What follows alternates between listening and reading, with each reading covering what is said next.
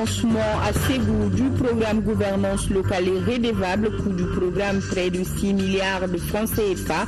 4 régions du Mali bénéficieront de ce projet qui ambitionne la cohésion sociale et le développement économique.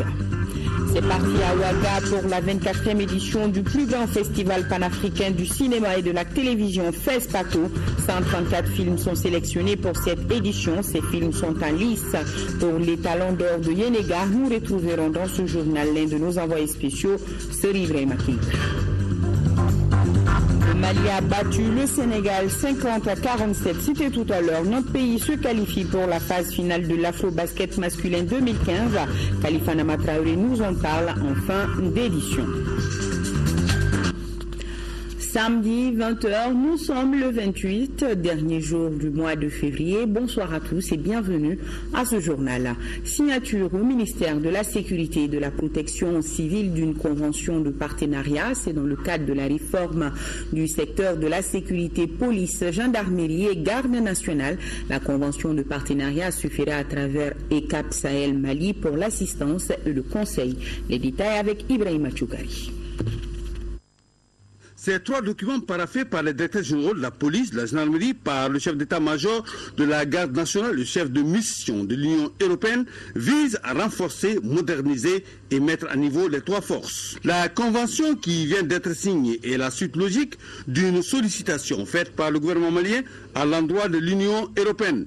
Elle s'inscrit dans le cadre de la réforme du secteur de la sécurité. Pendant les 4 ans à venir, cette mission va faire son maximum afin de délivrer son mandat, afin de vous assister dans la réforme de votre secteur de sécurité dans le domaine des forces de sécurité intérieure.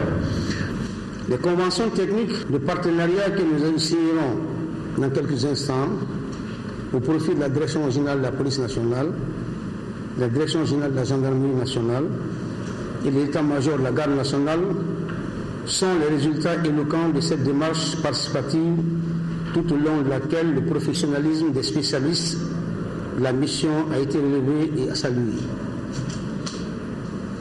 Elle porte essentiellement tant sur le conseil stratégique dans le domaine des ressources humaines et de la formation que sur les actions de formation envisagées, sans toutefois exclure d'autres types de coopération au titre desquels des projets techniques complémentaires pourraient être présentés.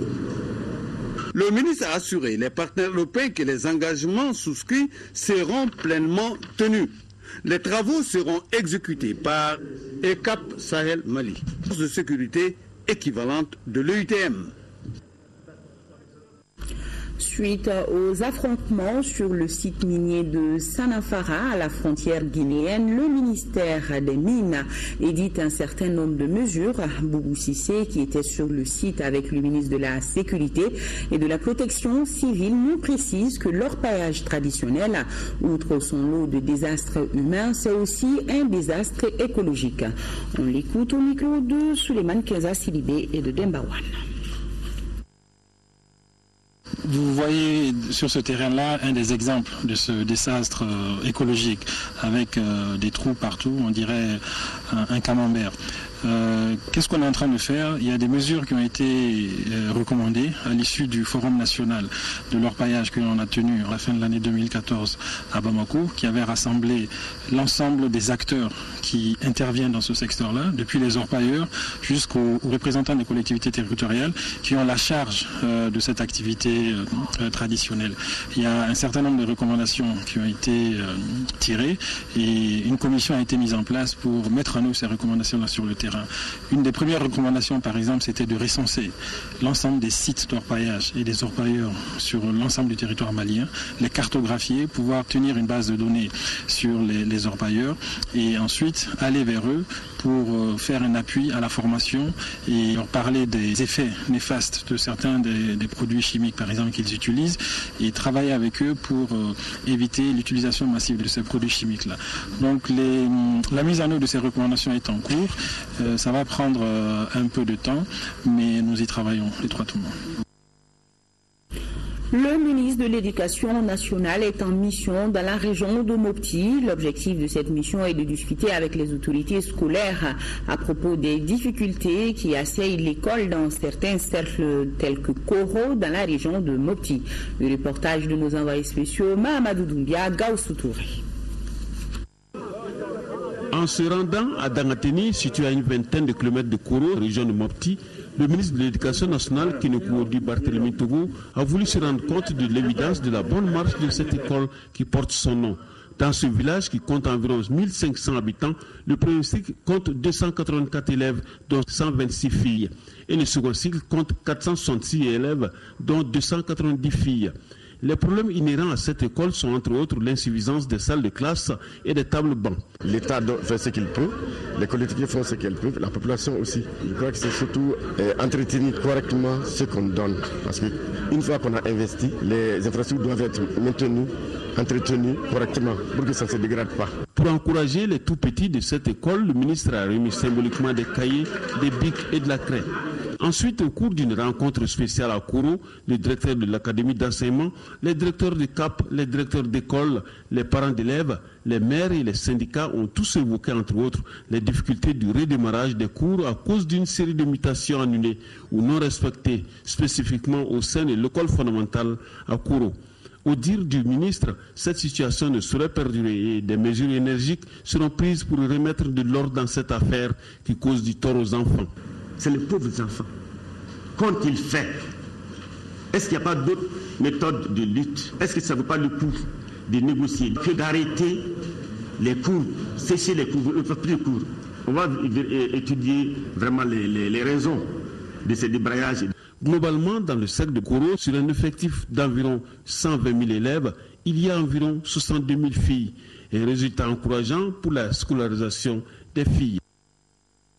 Près de 6 milliards de francs CFA, c'est le coût d'un nouveau projet dénommé Programme Gouvernance Locale Redevable.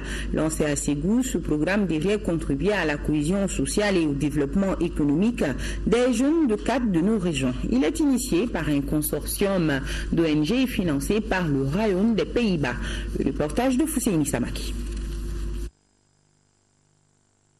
Ce projet programme gouvernance locale redevable ainsi lancé pour un coût de 5 milliards 900 millions de francs CFA à une durée de 5 ans. Il vise à contribuer à la cohésion sociale et le développement économique de 30 communes des régions de Tombouctou, Gao, Ségou et Mopti à travers des projets axés sur la pratique citoyenne et l'apaisement des conflits. Les bénéficiaires sont 600 jeunes leaders hommes-femmes à travers un consortium d'ONG néerlandaises SNV, ICO et Oxfam. Mais c'est un programme qui vise essentiellement, j'allais dire, 3 grands axes. La participation citoyenne dans la gestion donc, des affaires locales, la médiation de la culture et du sport dans le règlement des conflits, la mise en place de mécanismes de gestion des conflits. On ne peut pas apporter un changement sans impliquer la jeunesse. Et dans cette crise de 2012, on est retombé dans une situation de violence. Ce n'est pas une solution. On doit vraiment parler. On ne peut pas rester dos en dos, l'État et la population. Ce projet s'inscrit dans la politique nationale de réconciliation d'un Mali après crise. Au moment où les collectivités territoriales prennent en main leur destin aux côtés de l'État, j'invite les jeunes et les communes à contribuer aux orientations de cette initiative qui ajoute un soutien de plus aux efforts de redressement de notre pays. Un autre temps fort de ce lancement a été le sketch sur la gestion locale des conflits et le vivre ensemble malien.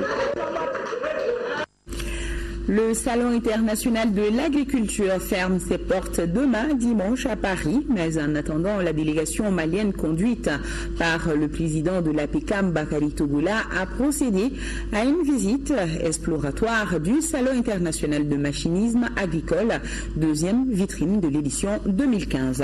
Seydou Sissoko et Nyanza Koulibaly sont nos envoyés spéciaux.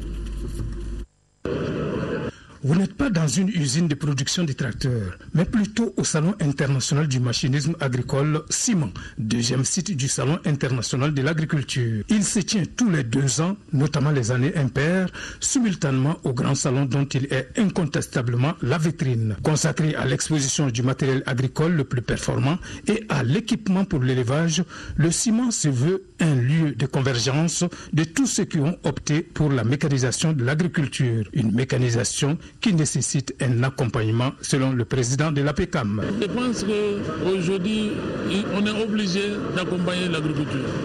Parce que sans la mécanisation aujourd'hui, l'agriculture ne va pas arriver à son terme. Ce que je pense là, il faut que le gouvernement nous accompagne. Nous accompagne parce que des tracteurs à 65 millions à 25 millions, donc ça veut dire que c'est énormément cher à nos petits producteurs. Mais ce qu'on peut faire, l'État peut nous accompagner en disant à les banques de financer les producteurs. Financer comment? On n'a pas besoin gratuitement, mais des coopératives, de les aider des crédits. Parce qu'un seul village peut prendre des crédits pour acheter une tracteur de 65 millions ou bien de 25 millions par rapport à sa capacité. Aujourd'hui, si on met 1000 tracteurs aujourd'hui, ça veut dire qu'on va mettre plus de 1000 hectares. Parce qu'un seul tracteur, ce tracteur-là, qui a 65 millions, ça là, ça peut faire 20 hectares par jour. Et ce qu'il y a à 25 millions, là, ça peut faire 10 hectares par jour. Dans tous les cas, au vu des entretiens avec les différents promoteurs et des échanges de cartes de visite, on peut dire que l'APECAM est déjà dans la dynamique de la mécanisation. Les travaux du Forum sur l'agroécologie paysanne ont pris fin ce vendredi à Selengue. Plus de 300 participants ont pris part à cette rencontre. Désormais, la société civile internationale dispose d'un document de plaidoyer pour convaincre les décideurs politiques de la nécessité d'utiliser dans l'agriculture l'approche agroécologie. Envoyés spéciaux Barakou Maïga et Siratigui Traoré. Les assises du centre Nyeleni de Selengue ont vécu. Ces rideaux sont tombés ce vendredi, mais elles ouvrent une nouvelle page de l'histoire agraire à l'échelle mondiale. Au terme de 5 jours de débats intenses, de donner et de recevoir, les participants ont adopté un document de 11 pages appelé la déclaration de Selengue au Mali. L'acte de Selengue se développe autour de 3 axes, dont la valorisation des savoir-faire ancestraux. Ce sont les paysans qui ont créé cette pratique de l'agroécologie. Ils ont créé une intelligence de collaboration avec l'environnement qui fait qu'ils ont pu assurer leur vie dans un environnement qui ne se dégradait pas. Mais depuis la révolution industrielle, en une centaine d'années, pratiquement toute la planète a été dévastée. Aujourd'hui, ceux qui ont fait cette dévastation, ceux qui ont fait cette destruction, veulent encore contrôler l'agroécologie. Pour cette participante venue de l'Inde, si le concept agroécologie est récent, sa pratique dans l'agriculture est millénaire. Since agroecology covers the people's way of production of the food. Depuis longtemps, l'approche agroécologie est une pratique agricole. Elle a été transmise de génération en génération. Ce savoir local a permis à nos aïeux de produire leurs moyens de subsistance. Mais aujourd'hui, les tendances ont été inversées avec l'agrobusiness. Pour cette autre venue de la République islamique d'Iran, le développement durable passe nécessairement par l'approche agroécologique si l'on veut sauvegarder ses dimensions sociales et environnementales. Toutes les valeurs ne sont pas des valeurs économiques. On ne peut pas réduire toutes les choses importantes dans la vie en termes de dollars ou d'euros ou CFA. Donc, ces valeurs ancestraux doivent être utiles aussi pour le monde d'aujourd'hui. Donc, il faut développer, il faut faire la recherche, il faut adapter aux besoins d'aujourd'hui. L'acte de Selengue est pris, mais le plus gros reste à faire, c'est-à-dire comment convaincre les décideurs politiques et les richissimes, c'est-à-dire les multinationaux, du bien fondé du concept agroécologie. Une quarantaine d'élus, des chefs de services techniques et les responsables de projets évoluant dans le domaine de l'élevage du Mali et de la Mauritanie harmonisent leur vision par rapport à la gestion des pistes de transhumance. C'est à la faveur d'une rencontre de 2 jours initiée à cet effet dans le cercle de Nioro du Sahel en première région. Le reportage de notre correspondant permanent Moussa Adjakiti. Cette rencontre de 2 jours, première du genre et très vivement saluée par les bénéficiaires, visait les objectifs suivants. Identifier les contraintes et problèmes engendrés par la décentralisation administrative et politique de la gestion des ressources naturelles dans un parcours pastoral transfrontalier pour pérenniser la mobilité transfrontalière, assurer aux pasteurs transhumants des meilleures conditions de sécurité alimentaire à travers leur structuration et leur application dans le processus de gestion et d'exploitation décentralisée des ressources naturelles. Ce sont des pasteurs, c'est eux qui savent quelles sont les difficultés qu'ils ont en ce moment avec les différentes communes qui traversent ce parcours-là. Donc ici, ensemble, on essaie de recenser ces difficultés et donc on va débattre. Je pense que c'est important qu'on se retrouve ensemble pour discuter les problèmes qui nous concernent de façon très fraternelle et très amicale, et il n'y a rien qui gêne, donc on est ensemble, nous partageons les mêmes ressources, nous partageons les mêmes valeurs, nous partageons la même histoire. Et la suite logique d'une enquête menée auprès des pasteurs, agro-pasteurs, chefs coutumiers et organisations socio-professionnelles, au cours de laquelle des problèmes comme la non-délimitation des pistes de transhumance, l'absence d'infrastructures hydrauliques et la méconnaissance des clauses des accords bilatéraux de transhumance transfrontalières signés entre le Mali et la Mauritanie ont été recensés. Le message que nous avons à l'endroit des pasteurs, c'est surtout le respect des parcours précédemment dégagés par les autorités. Ça, c'est extrêmement important.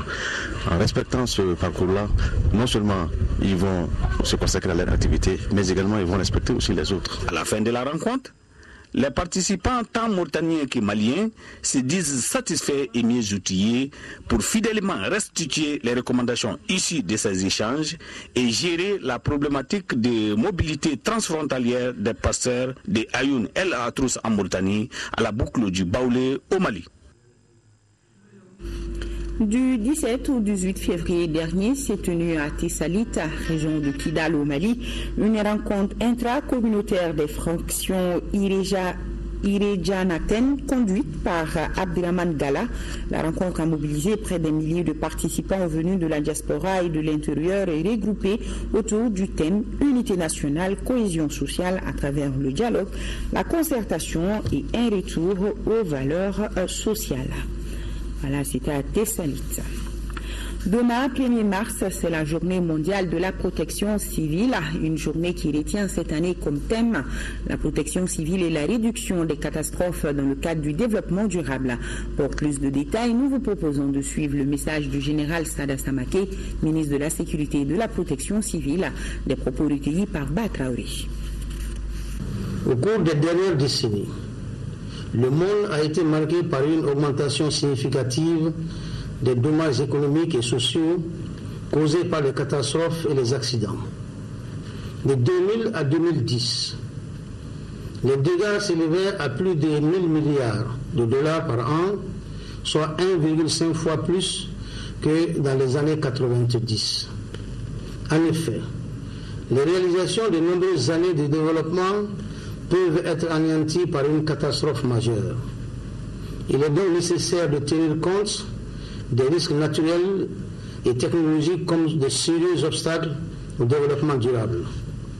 Depuis la conférence de Kobe en 2005, le Mali, à travers le département de la sécurité et de la protection civile, a érigé la réduction des risques de catastrophes en priorité nationale.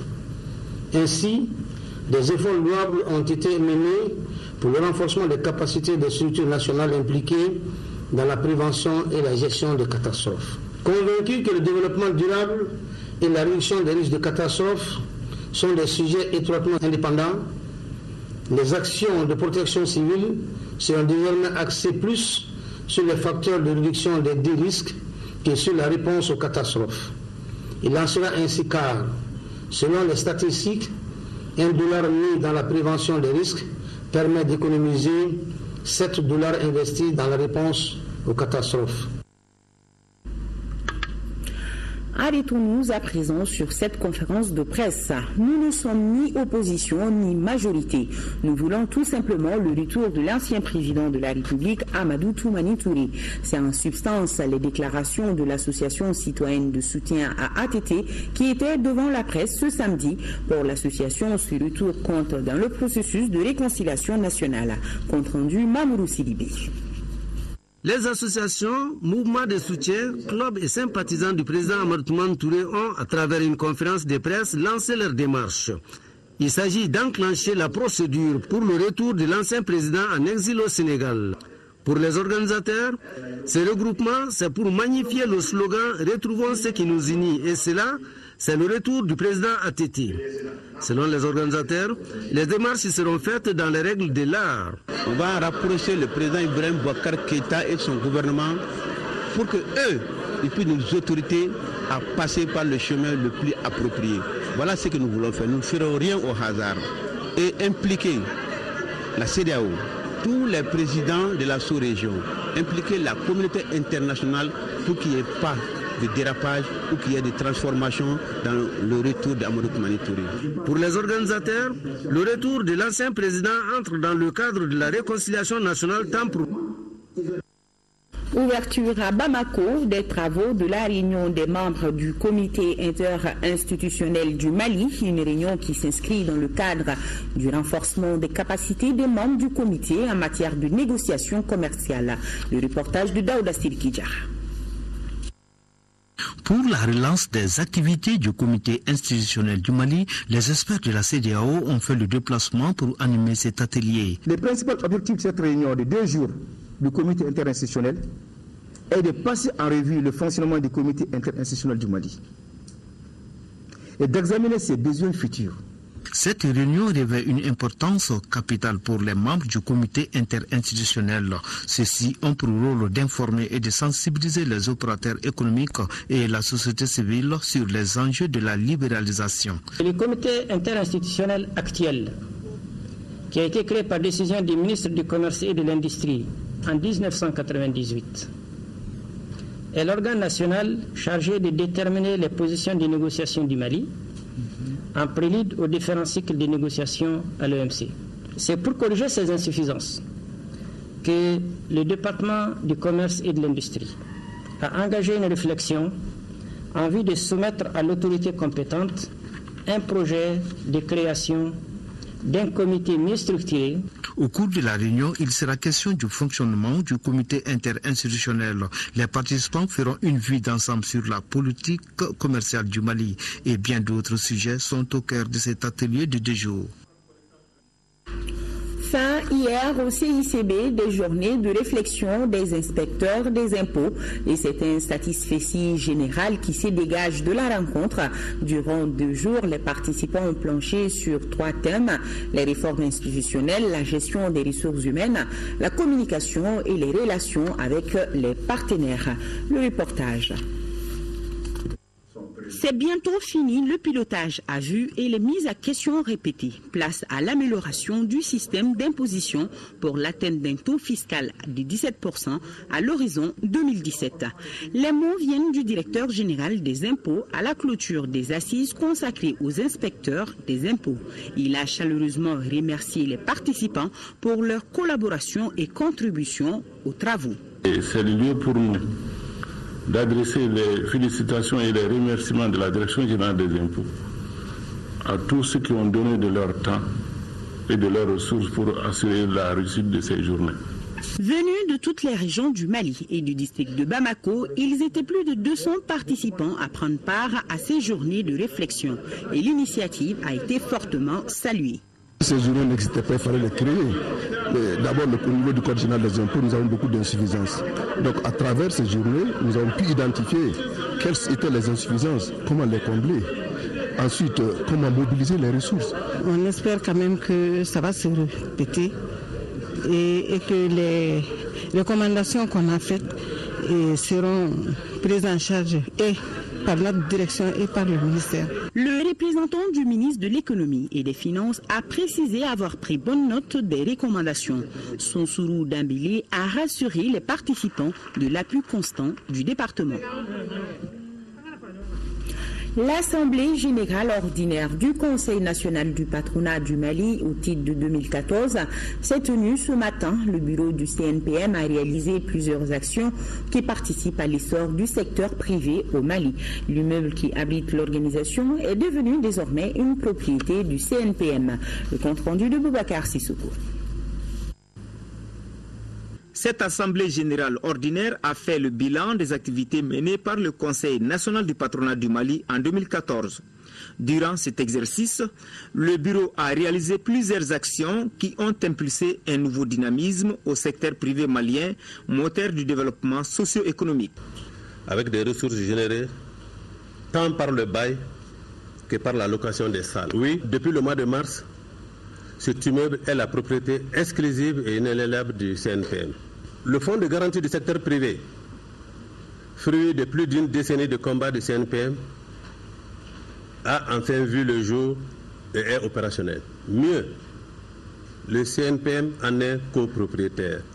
Malgré ces performances enregistrées, le Conseil national du patronat a besoin de réformes structurelles pour faire face aux défis d'un environnement international concurrentiel. L'Assemblée générale extraordinaire, qui sera convoquée très prochainement pour se prononcer sur les nouveaux projets de texte, nous donnera l'occasion d'apporter plus de précision. Pour ce faire, le bureau a engagé des stratégies pour consolider les acquis. Les réformes engagées en vue d'améliorer la gestion des ressources du CNPM et d'adapter son organisation et son fonctionnement aux exigences de son environnement ont porté sur l'adoption d'un manuel de procédures administratives, financières et comptables et sur la relecture des statuts et du règlement intérieur. Pour ce qui est du développement du secteur privé, l'appui au développement du secteur privé s'est fait par la conduite d'actions stratégiques et à travers la mise en œuvre de projets et programmes d'appui au développement du secteur privé. Durant les travaux, les délégués ont examiné le rapport d'activité et celui des finances. La brigade mobile d'intervention vient de saisir un important lot de chanvre indien ou herbe de cannabis à Manako, à quelques kilomètres de Sénou. Cette saisie a précédé une autre dans la capitale, en tout 800 kg d'une valeur de plus de 900 millions de francs CFA. Mariam Sagara, les détails. Par les soins des agents de la BMI, brigade mobile d'intervention, environ 800 kg de chanvre indien au cannabis seront partis en feu dans quelques jours. Cette saisie de 492 briques est estimée à 900 millions de francs CFA au prix malien et beaucoup plus sous d'autres cieux. La journée du 21 février, nous avons été approchés par des renseignements venant de Kouchala, selon lesquels un groupe de contrebandiers burkinabés devait se rendre au niveau de Bamako pour déposer, en tout cas transportant une certaine quantité de drogue. La zone de destination nous a été précisée. Très rapidement, des motocyclistes concernés, bien chargés, ont déversé les produits dans un domicile au niveau de Malankoroni, juste à 4 km de Sénou. Juste après, nos services sont arrivés au dit domicile. Perquisition faite, effectivement on a retrouvé 12 sacs d'herbe de cannabis. Les délinquants ont été transmis devant le procureur de la commune 3. La BENI doit cette performance à la collaboration de la population qui est d'un apport capital. La participation des populations est très importante pour ce genre de saisie, surtout du point de vue renseignement. Il faudrait noter aussi que nous sommes approchés par nos homologues sénégalais très souvent pour des quantités d'herbe de cannabis qui transitent beaucoup par le Mali à destination du Sénégal. Ces différentes saisies interpellent tout un chacun afin de préserver la jeunesse de ce fléau qui ronge de façon fulgurante la force juvénile du continent. Bravo à la BMI. 4e session du comité de pilotage du projet de lutte contre les mouches CC et les trypanosomiases animales. Les administrateurs sont réunis depuis ce vendredi à Sikasso pour évaluer le chemin parcouru en 2014 et programmer les actions pour 2015. Sekou Konati, correspondance. Cette 4e session que la région de Sikasso abrite se tient à un moment où les résultats engrangés par le projet de lutte contre la mouche CC et les trypanosomoses animales sont encourageants. 256 points de contrôle ont été identifiés et prospectés dans 87 villages à travers la pose de 5966 pièges et écrans imprégnés aux insecticides.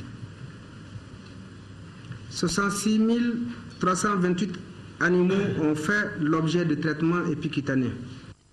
Des acquis réalisés grâce à un effort financier de l'État. Du fait que l'État était déjà conscient quand même de cette contrainte épidémiologique, de cette contrainte économique qu'impose la maladie, la trypanosomose animale, il a fait quand même des sacrifices qu'on ne doit pas attendre 43 milliards de bailleurs de fonds. Il faut qu'on fasse quelque chose.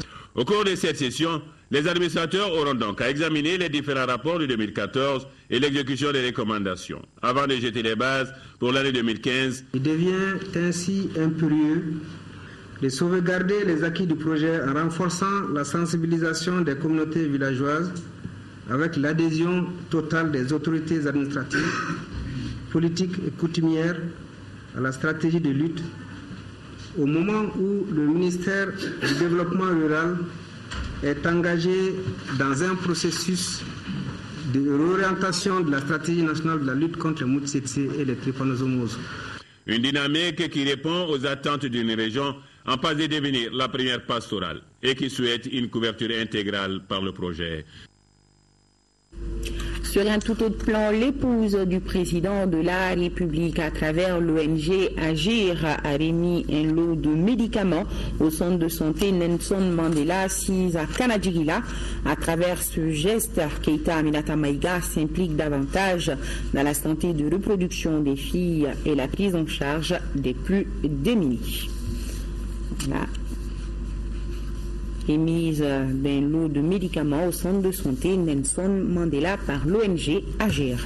C'est parti à Ouaga pour la 24e édition du plus grand festival panafricain du cinéma et de la télévision FESPACO. 134 films sont sélectionnés pour cette édition. Ces films sont en lice pour les talons d'or du Yénéga et la grosse équipe de couverture de l'ORTM envoyée par l'ORTM se trouve déjà sur place depuis jeudi. Elle s'est promenée dans la capitale du cinéma africain pour prendre le pouls de l'événement. Nous retrouvons l'un de nos envoyés spéciaux, Soribre Makita.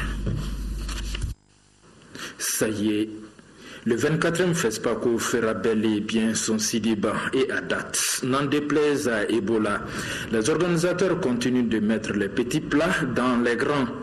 Placé sous les signes d'un Sidiban situé entre production et diffusion numérique, l'édition a pour invité d'honneur l'Égypte et pour défi, professionnalisation des métiers du Sidiban à l'heure numérique, mais aussi défi sanitaire avec Ebola, sécuritaire avec terrorisme et donc organisationnel. En général, on fait 8 000 à 9 000 accréditations. Là, on est à 5 000 accréditations. Alors, le festival est passé au numérique et les étalons ont doublé le prix a doublé. Les talons d'or passent de 10 millions à 20 millions, les talons d'argent de 5 millions à 10 millions et les talons de bronze de 2 500 à 5 millions. Tout est fait prêt pour que les festivaliers soient contents de leur festival. Citoyens, organisateurs et médias burkinabés sont sur la même longueur d'onde. Le plus grand rendez-vous du cinéma africain ne sera comme nul autre auparavant.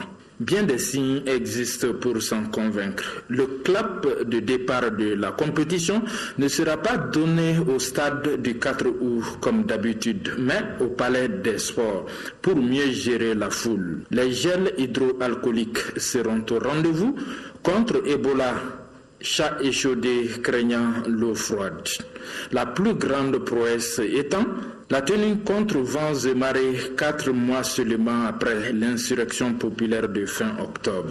Les gens ont la tête à ça parce que nous faisons en sorte que cette fête soit toujours belle tous les 2 ans, de sorte à favoriser la promotion du cinéma africain. C'est un festival international, ce n'est pas seulement burkinabé. Et donc tous ceux qui viennent à ce festival-là apportent un plus.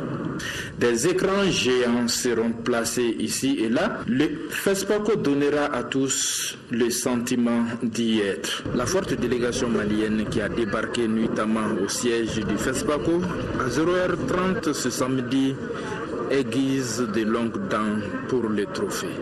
Nous venons dans un esprit de solidarité pour soutenir d'abord nos compatriotes qui sont en compétition à Ouaga. Et ensuite, comme à l'accoutumée, la délégation malienne est toujours forte pour arriver à Ouaga, parce que c'est le forum de cinéma et nous sommes tous là. Quand le FESPACO pointe le nez à Ouaga, c'est tous les événements qui se mettent en l'infinitif, disons sous les boisseaux. Et bien sûr, nous aurons tous les détails avec nos envoyés spéciaux dans nos éditions prochaines. Allez, du sport, les 11 créateurs de Nyarela se sont qualifiés cet après-midi pour les 16e de finale de la Coupe de la Confédération, abattant les Marocains de la Renaissance sportive de Berkane 1-0. On se rappelle qu'à l'aller, les Marocains avaient gagné 2-1. Retour sur cette qualification des 11 créateurs avec Siragatou Sissé. En foulant la pelouse du stade Modibo Keïta avec un but à remonter face à la Renaissance sportive de Berkane du Maroc, les 11 créateurs de Nyarela savent à quoi s'en tenir dans ce match retour du tour préliminaire de la Coupe de la Confédération. Les multiples schémas de jeu mis en application par l'entraîneur Djibril Dramé ont porté leurs fruits.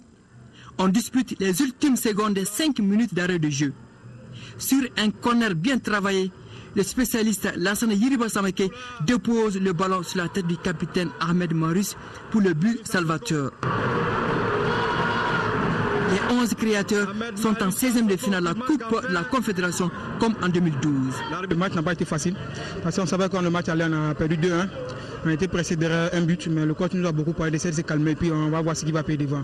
Bon, on est arrivé dans l'essai de balancer à ce de balle, ça n'a pas marché. Le coach dit bon, on essaie de poser le ballon. Alhamdoulilah, on a posé le ballon, on a eu un coup de pied arrêté, on a eu à marquer le but. L'objectif c'était la qualification, mais il faut reconnaître que ça a été dur, très dur, sinon laborieux.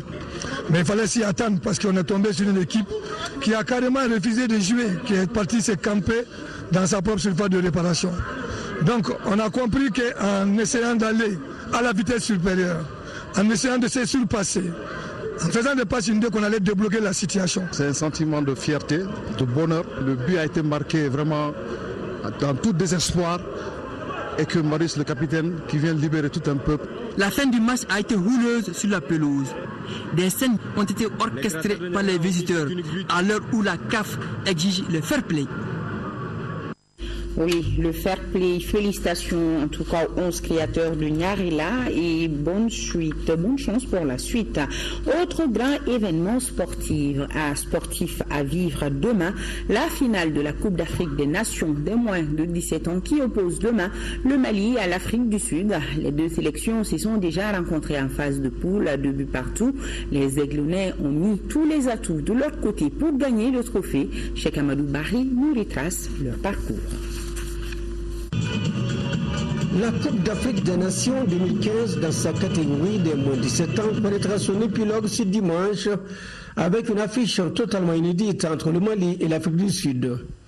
Les deux pays sont issus du groupe B, comprenant également le Cameroun et la Côte d'Ivoire, qui sont tombés dès le premier tour. Et c'est le Mali qui est sorti premier du groupe pour avoir totalisé 7 points en 3 rencontres. En première sortie, les Aiglonnais ont battu le Cameroun 3-1. Des réalisations de Mamadou Sangaré, Sékou Koueta et Bouakar Traoré. À partir de ce succès, la confiance s'installe dans les Camerounais et l'on se prépare activement pour aborder le deuxième match contre l'Afrique du Sud, qui, selon l'encadrement technique, est loin d'être une proie facile. Contre l'Afrique du Sud, justement, le résultat de 2 buts partout au coup de sifflet final donnera raison au coach malien quand il disait que l'Afrique du Sud est une équipe difficile à manier.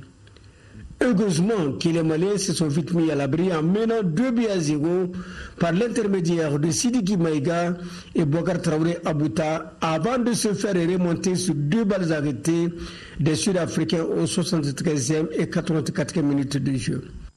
Voilà, Mali-Afrique du Sud, c'est demain. Ici, à Bamako, le sponsor officiel du football malien, Orange Mali, a organisé aujourd'hui une caravane à travers la ville. L'occasion était propice pour l'équipe de l'Union nationale des supporters des Aigles du Mali d'exhorter les Maliens à faire l'union sacrée autour des Aiglonnais qui jouent la finale de la CAN de leur catégorie demain à Niamey contre l'Afrique du Sud.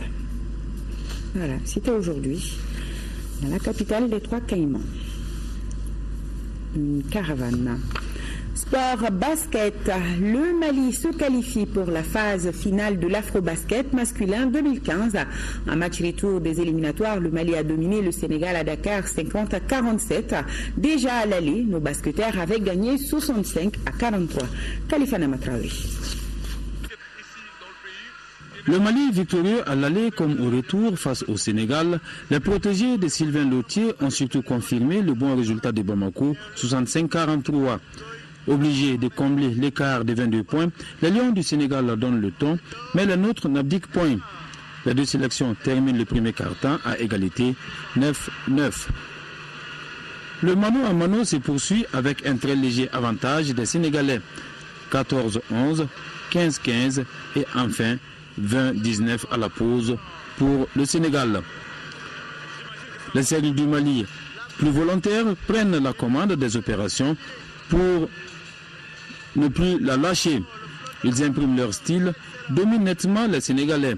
Ils creusent l'écart à 38-31, puis 43-33, avant de finir le travail 50-47.